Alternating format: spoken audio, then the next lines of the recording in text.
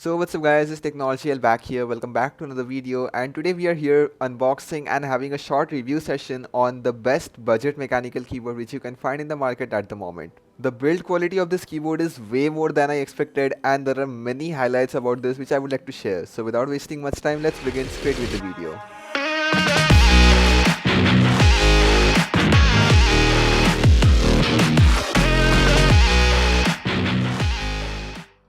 So the keyboard that we have is a Redgear MK853, which is commonly called the Redgear Shadow Blade. It is a full-sized mechanical keyboard with clicky blue switches. It's not a branded one, but they are good enough. It comes with an integrated volume knob on the top right. It has a wrist rest which can be removed and installed as per as the user preference, and all the keys are illuminated with 25 RGB pre-modes designed onto the keyboard's memory. The packaging is really basic, keyboard's branding on all the sides and some highlights mentioned on the back and the front plates. So let's just quickly pop it open and see what are the in-box contents. Opening the box reveals your keyboard with the Redgear manual, a small Redgear emblem which you get with almost all Redgear products, a small keycap puller, it's made out of plastic, and your keyboard which is perfectly foam packed and secured, which is good because it's being shipped and it should not be damaged. Beneath which you find your wrist rest, which is also packed into foam sheets. Okay, so finally it's time to reveal the keyboard, and here we have it. It's a complete matte finish. The metallic base makes it even premium. It's a heavy duty 1.3 kg keyboard, so it's quite heavy. It comes with a USB cable which is 2.5 meters long, and the USB is a gold plated one. The keyboard looks absolutely premium and stunning with 25 RGB modes, which will be covered up later in the video. On the top right you can see it's got a volume knob which adjusts volume up and down, and it also acts as a playback button, so it can use for pause and playing your songs. And you get the standard height raisers behind the keyboard and some standard rubber grips on the base so that your keyboard does not slip off. You can also route your cable from the sides if you are comfortable with it. Okay, so let's just quickly power this keyboard on by plugging in the USB, and trust me, the startup animation of this keyboard whenever you turn your system on is actually good. The lights go all the sides around and then they form a loop at the center, which when plugged in, it forms a really good animation. You can use the combination function key plus the print screen for switching between the RGB modes which are embedded on the keyboard. In total you get 22 RGB spectrum modes, so you can just use this key combination for swapping in between the modes. Next you can use the key combination function plus the arrow up and arrow down for adjusting the brightness. The arrow up pushes the brightness high while the arrow down pushes the brightness low.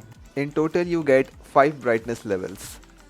Next you have the function plus arrow left and arrow right, which is used for adjusting the speed. Arrow right is making it fast and the arrow left is for making it slower. Even with speed you get 5 different speed levels. Coming to the volume knob, you of course can adjust the lighting modes but not the color. Just press FN with the insert key for changing the light mode of the volume knob. You have 3 modes: off, on and breathe, so you can just swap between the 3.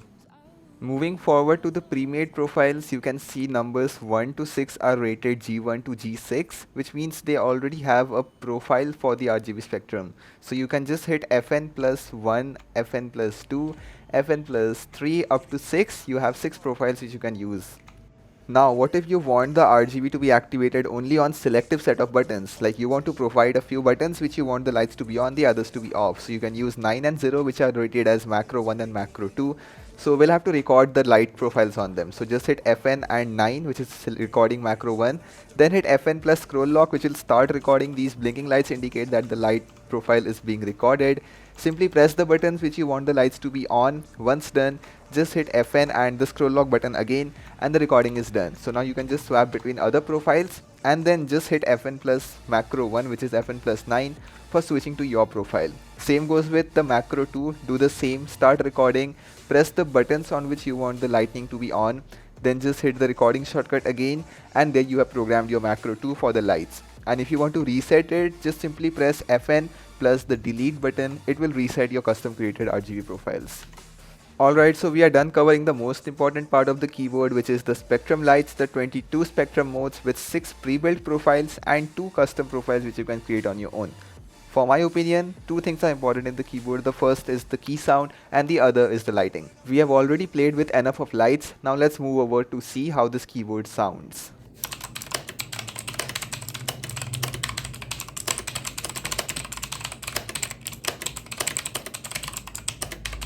No doubt this keyboard sounds really great. The blue switches in this are very tactile and extremely clicky. So if you are going to type lots of things without wearing anything on your ears, trust me, you will be fed up with your own keyboard's noise.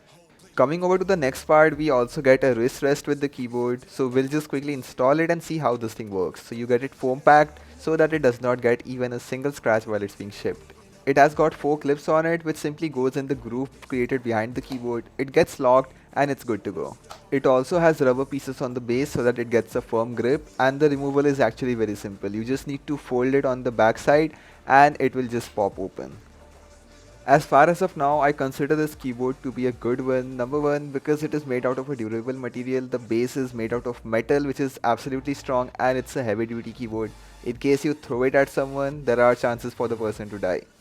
Number two, the typing experience on this keyboard is absolutely good, being mechanical and coming with standard switches. There are no complaints. It sounds fabulous and works absolutely fine. You don't need to apply any sort of pressure on your fingers. Number 3, it got insanely cool RGB effects, and at the same time you can customize it. Though you cannot change the color of an individual key, but you can change whether that light has to be on or it stays off. Number 4, you get a handy volume knob which does not only adjust the volume but it also acts as a button, so you can either program it to work as something else or you can use it for play and pause functions on your multimedia. Coming over to the software support for the keyboard, you can head over to Redwood Interactive website and then simply select for your product and then simply download the driver. Once downloaded, install your driver and the software interface looks somewhat like this. So this is the interface for the Redgear Shadow Blade keyboard. You can have lots of options here. So in the software window, you can just head over to macro section. Just click any button which you want to program. For example, I want to change page up. So just click on the selected button and then just put any function which you want to put and just hit apply. Or you can also create a new profile for macro. Just create a group, start recording. Suppose I choose Control Shift Escape and then stop recording and then simply apply. So now if I press page up, it immediately triggers the shortcut which I have programmed onto it, which is Control Shift Escape. It opens the task manager. And if you want to remove it, just go to that button and then simply click delete and the macro gets removed. Then you can use the second mode, which is LED.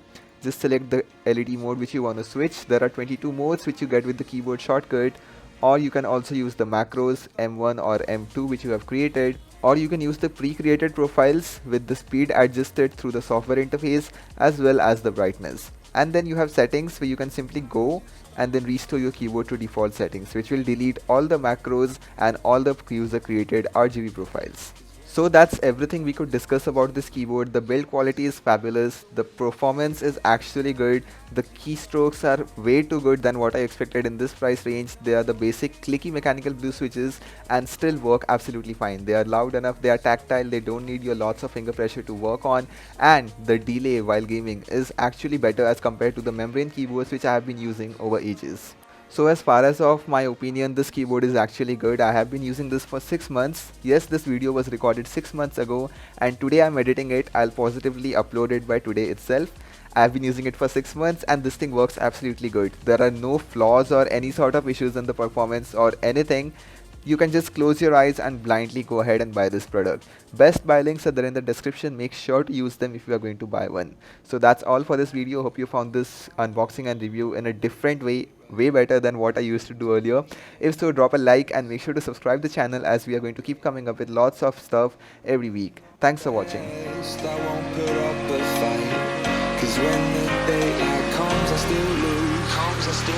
So when I feel